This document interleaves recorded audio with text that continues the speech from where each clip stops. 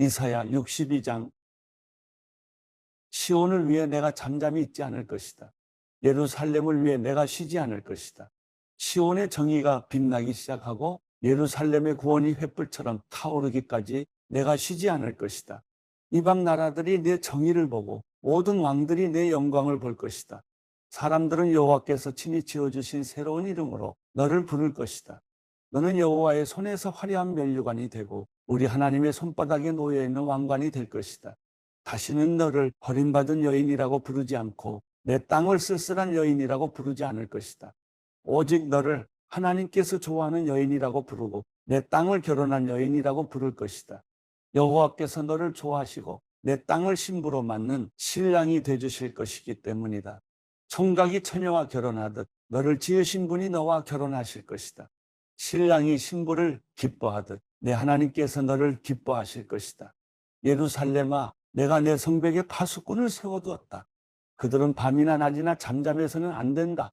여호와를 일깨워 드려야 할 너희는 가만히 있지 말고 그분이 예루살렘을 세우시고 세상의 자랑거리가 되게 하실 때까지 여호와께서 쉬시지 못하도록 해야 한다. 여호와께서 그분의 오른손을 드시고 맹세하셨다. 그분의 강한 팔을 드시고 맹세하셨다. 다시는 내가 내 곡식을 내 원수들이 먹을 군량미로 내주지 않겠다. 다시는 내가 땀 흘려 얻은 신선한 포도주를 이방 사람들에게 내주지 않겠다. 곡식을 거둔 사람이 그것을 먹고는 여호와를 찬양하고 포도를 거둔 사람이 내 성소의 뜰에서 그것을 마실 것이다. 나아가라. 성문을 지나 나아가라. 백성이 돌아올 길을 닦아라. 도두어라. 큰 길을 도두어 만들고 돌들을 치워라. 뭇백성 위로 깃발을 올려라. 보아라. 여호와께서 땅끝까지 들리도록 선포하셨다. 딸 시온에게 전하여라. 보아라. 내 구원자가 오신다. 보아라. 상급으로 따내신 백성을 데리고 오신다. 보답으로 받으신 백성을 앞세우고 오신다. 사람들은 그들을 거룩한 백성, 여호와께서 값을 주고 건져내신 자들이라고 부르겠고 너를 찾은 성읍, 버릴 수 없는 성읍이라고 부를 것이다. 이사야 63장. 에돔에서 오시는 이분은 누구신가? 주홍빛 옷을 입고 보스라에서 오시는 이분은 누구신가? 광채로 옷을 입고 그 큰 힘으로 터벅터벅 걸어오시는 이분은 누구신가? 나는 정의를 말하며 구원할 만한 힘을 가진 자다. 왜 그들의 옷이 포도주 틀을 밟는 사람의 옷처럼 붉게물이 들었습니까? 나는 혼자서 포도주 틀을 밟았다. 백성 가운데 아무도 나와 함께한 사람이 없다. 내가 노여워서 그들을 내리밟았고 분이 나서 그들을 짓밟았다. 그러자 그들의 피가 내 옷에 튀어서 내 옷이 온통 피로 더러워진 것이다. 보복할 날이 됐고 구원할 해가 이르렀다는 생각을 속으로 했지만 아무리 둘러봐도 도와줄 사람이 하나도 없었다. 나는 기가 막혔다. 나를 격려해주는 사람이 아무도 없다니. 그래서 내가 손수 내 팔로 구원했고 내 분노에만 의지했다. 내가 화가 나서 민족들을 짓밟았고 내가 분이 나서 그들을 취하게 하고 그들의 피를 땅에 쏟아냈다. 나는 여호와의 사랑을 떠올려 말하고 여호와께서 우리를 위해 하신 모든 일로 여호와를 찬양하겠다. 그분이 이스라엘 집에 베푸신 많은 선한 일은 그분의 크신 은혜와 풍성한 사랑으로 하신 일이었다. 그분이 말씀하셨다. 그들은 분명히 내 백성이며 나를 속이는 자녀들이 아니다. 그래서 그분은 그들의 구원자가 되셨다. 그들 모두가 고난을 받을 때 그분도 친히 고난을 받으셨다. 천사를 보내 구하시지 않고 그분이 친히 그들을 구해주셨다. 그들을 사랑하시고 가엾게 여기셔서 그들을 구하신 것이다. 긴긴 세월 동안 언제나 그들을 높이 드시고 안아주셨다. 그러나 그들이 반역하고 그분의 거룩한 마음을 슬프게 했다. 그래서 그분은 그들의 원수가 되셔서 친히 그들과 싸우셨다. 그러다가 그들은 오래전 모세의 시절을 떠올렸다. 양떼를 거느리던 목자를 바다에서 이끌어 올리신 그분이 지금은 어디에 계실까? 그들 가운데 그분의 거룩한 영을 넣어주신 그분이 지금은 어디에 계실까? 그분의 영광스러운 팔로 모세의 오른손을 붙들어 이끄시고 백성 앞에서 물을 갈라서 그 이름을 영원히 명예롭게 하신 그분이 지금은 어디에 계실까? 말이 들판을 내달리듯 그들을 이끌어 비틀거리지 않고 깊은 바다를 걸어가게 하신 그분이 지금은 어디에 계실까? 평원으로 내려가는 솥대처럼 여호와의 영이 그들을 쉬게 하셨다. 주께서 이렇게 주의 백성을 인도하셔서 그 이름을 스스로 영광스럽게 하셨다. 하늘에서 내려다보시고 거룩하고 영광스러운 주의 높은 보좌에서 굽어보십시오. 주의 열정과 주의 강한 힘은 이제 어디에 있습니까?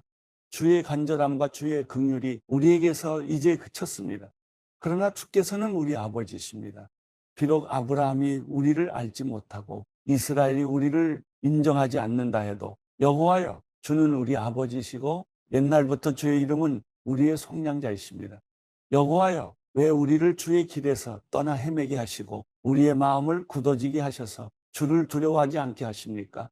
주의 종들을 굽어 살피시고 주의 유산인 지파들을 생각하셔서라도 돌아와 주십시오. 잠시 동안 주의 백성이 주의 성소를 차지했었지만 이제 우리의 원수들이 주의 성소를 짓밟았습니다. 우리는 주께서 오랫동안 전혀 다스린 적이 없는 사람들처럼 됐습니다. 주의 이름을 부르지 않은 사람들처럼 됐습니다.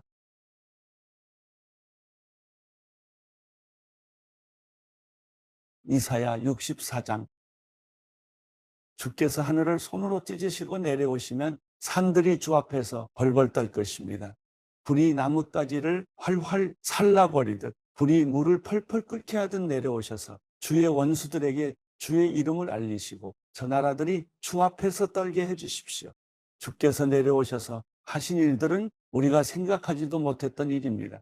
그 엄청난 일을 하셨을 때 산들이 주 앞에서 벌벌 떨었습니다. 그 일은 예로부터 아무도 들어보지 못한 일이었습니다. 귀로 듣지도 못했고 눈으로 보지도 못한 일이었습니다. 주 말고는 그 어떤 신이 자기를 기다리는 사람들에게 이런 일을 할 수 있었습니까? 주께서는 정의를 기쁨으로 실천하고 주의 길을 걸으면서 주를 기억하는 사람을 찾으시면 기뻐하시는데, 보십시오. 우리는 계속 잘못을 저질러서 주께서 노여워하셨습니다. 그러니 우리가 어떻게 구원을 받겠습니까? 우리는 모두 부정한 사람처럼 됐으니 우리가 실천한 모든 의로운 행동은 더러운 옷과 같습니다. 우리는 모두 나뭇잎처럼 시들었으니 우리의 죄가 바람처럼 우리를 쓸어내고 있습니다. 아무도 주의 이름을 부르지 않고 주를 붙들려고 애쓰는 사람도 없습니다. 그래서 주께서 우리에게 얼굴을 숨기시고 우리의 죄 때문에 우리를 먹이셨습니다. 그러나 여호와여, 주는 우리의 아버지이십니다. 우리는 주의 진흙이고 주는 토기장이십니다. 우리는 모두 주의 손이 만드신 작품입니다. 여호와여, 너무 많이 노여워하지 마십시오. 우리 죄를 영원히 기억하지는 말아 주십시오. 우리를 눈여겨보아 주십시오. 우리는 모두 주의 백성입니다. 주의 거룩한 성읍들이 광야가 됐습니다. 시온이 광야가 됐고 예루살렘이 폐허가 됐습니다. 우리의 조상이 주를 찬양하던 그곳, 거룩하고 영광스럽던 우리의 성전이 불에 타버렸고 우리가 소중히 여기던 모든 것이 황무지가 됐습니다. 여호와여, 이 모든 일에도 주께서 물러서 계시겠습니까? 우리가 엄청난 고통을 당하는데도 그저 잠잠히 계시겠습니까? 마가복음 4장. 예수께서 다시 호숫가에서 가르치기 시작하셨습니다. 수많은 사람이 예수 주위에 모여들었기 때문에 예수께서는 호수의 배를 띄우고 배에 올라앉으셨습니다. 사람들은 모두 호숫가를 따라 앉아 있었습니다. 예수께서 비유를 들어 그들에게 여러 가지를 가르치셨습니다. 그러면서 이렇게 말씀하셨습니다. 잘 들으라. 어떤 농부가 씨를 뿌리러 나갔다. 그가 씨를 뿌리고 있는데 어떤 씨는 길가에 떨어져 새들이 와서 모두 쪼아 먹었다. 어떤 씨는 흙이 많지 않은 돌밭에 떨어졌는데 흙이 얕아 싹이 금방 돋았지만 해가 뜨자 그 싹은 말랐고 뿌리가 없어서 시들어 버렸다. 다른 씨는 가시덤불 속에 떨어졌는데 가시덤불이 무성해져 그 기운을 막는 바람에 제대로 열매를 맺지 못했다. 또 다른 씨는 좋은 땅에 떨어져 싹이 나고 잘 자라서 30배, 60배, 100배의 열매들을 맺었다. 그리고 예수께서 말씀하셨습니다. 들을 귀 있는 사람은 들으라. 예수께서 혼자 계실 때 12 제자들과 그 곁에 있던 사람들이 그 비유가 무슨 뜻인지 물었습니다. 예수께서 대답하셨습니다. 너희에게는 하나님 나라의 비밀을 아는 것이 허락됐으나 다른 사람들에게는 모든 것을 비유로 말한다. 이것은 그들이 보기는 보아도 알지 못하고 듣기는 들어도 깨닫지 못하게 해 그들이 돌아와서 용서를 받지 못하게 하시려는 것이다. 그리고 예수께서 그들에게 말씀하셨습니다. 이 비유를 알아듣지 못하겠느냐? 그렇다면 다른 비유는 어떻게 알아듣겠느냐? 씨를 뿌리는 농부는 말씀을 뿌리는 사람이다. 말씀이 길가에 뿌려졌다는 것은 이런 사람을 두고 하는 말이다. 그들은 말씀을 듣기는 하지만 곧 사탄이 와서 그들 안에 뿌려진 말씀을 가로채 간다. 이와 마찬가지로 말씀이 돌밭에 떨어졌다는 것은 이런 사람을 두고 하는 말이다. 그들은 말씀을 듣고 기뻐하며 즉시 받아들이지만 뿌리가 없어서 오래가지 못하고 그 말씀 때문에 고난이나 핍박이 오면 곧 넘어진다. 또 다른 사람들은 말씀이 가시밭에 떨어진 것과 같아서 그들은 말씀을 듣기는 하지만 이 세상의 걱정, 돈의 유혹, 그 밖에 다른 많은 욕심이 들어와 말씀의 기운을 막고 열매를 맺지 못하게 한다. 그러나 말씀이 좋은 땅에 떨어진 것과 같은 사람들은 말씀을 듣고 받아들여 30배, 60배, 100배의 열매를 맺는다. 예수께서 그들에게 말씀하셨습니다. 사람이 등불을 가져와 그릇 아래 두거나 침대 밑에 숨겨 놓겠느냐? 등잔대 위에 놓지 않겠느냐? 무엇이든 숨겨진 것은 드러나고 무엇이든 감추어진 것은 나타나기 마련이다. 들을 귀 있는 사람은 들으라. 또 예수께서 그들에게 말씀하셨습니다. 너희는 듣는 말을 새겨 들으라. 너희가 헤아려주는 만큼 너희가 헤아림을 받을 것이요. 또 덤으로 더 헤아려 받을 것이다. 누구든지 가진 사람은 더 받을 것이요. 가지지 못한 사람은 그 있는 것마저도 빼앗길 것이다. 예수께서 또 말씀하셨습니다. 하나님 나라는 이런 모습이다. 어떤 사람이 땅에 씨를 뿌리면 씨는 그 사람이 자고 있든 깨어 있든 밤낮 없이 싹이 트고 자라난다. 그러나 그는 씨가 어떻게 해서 그렇게 되는지 알지 못한다. 땅이 스스로 곡식을 길러내는 것이다. 처음에는 줄기가 자라고 다음에는 이삭이 패고 그 다음에는 이삭의 알곡이 맺힌다. 그리고 곡식이 익는 대로 곧 농부가 낫을 댄다. 이제 추수할 때가 됐기 때문이다. 예수께서 또 말씀하셨습니다. 하나님 나라를 무엇에 비교할 수 있을까? 어떤 비유로 설명할 수 있을까? 하나님 나라는 한 알의 겨자씨와 같다. 그 씨는 땅에 심는 것 가운데 제일 작은 씨지만 일단 심어놓으면 자라나 어떤 식물보다 더 큰 가지들을 뻗어 그 그늘에 공중의 새들이 깃들 수 있게 된다. 예수께서는 제자들과 그 곁에 있던 사람들이 잘 알아들을 수 있게 여러 가지 비유로 그들에게 말씀을 전하셨습니다. 예수께서는 비유가 아니면 말씀하지 않으셨으나 제자들에게는 따로 모든 것을 일일이 설명해 주셨습니다. 그날 저녁이 되자 예수께서는 제자들에게 말씀하셨습니다. 호수 저편으로 건너가자. 제자들은 사람들을 뒤로하고 예수를 배 안에 계신 그대로 모시고 갔습니다. 그러자 다른 배들도 함께 따라갔습니다. 그때 매우 강한 바람이 불어와 파도가 배 안으로 들이쳐 배가 물에 잠기기 직전이었습니다. 예수께서는 배 뒷부분에서 베개를 베고 주무시고 계셨습니다. 제자들이 예수를 깨우며 말했습니다. 선생님, 저희가 빠져 죽게 됐는데 모른 척 하십니까? 예수께서 일어나셔서 바람을 꾸짖으시고 파도에게 명령하셨습니다. 고요하라, 잠잠하라. 그러자 바람이 멈추고 호수가 잔잔해졌습니다. 예수께서 제자들에게 말씀하셨습니다. 왜 그렇게 무서워하느냐?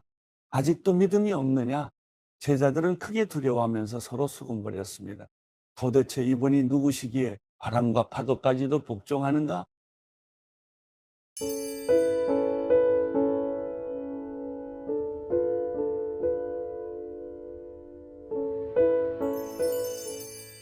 시편 123편. 하늘에 계시는 분이여, 내 눈을 들어주를 봅니다. 종들의 눈이 그 주인의 손을 바라보듯, 여종의 눈이 그 여주인의 손을 바라보듯 내 눈이 우리 하나님 여호와를 바라봅니다.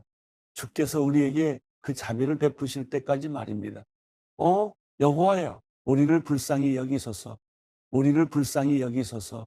우리가 너무나도 많은 비난을 받았습니다. 우리의 영혼이 안락에 빠진 사람들의 심한 조롱과 교만한 사람들의 비난으로 가득 차 있습니다.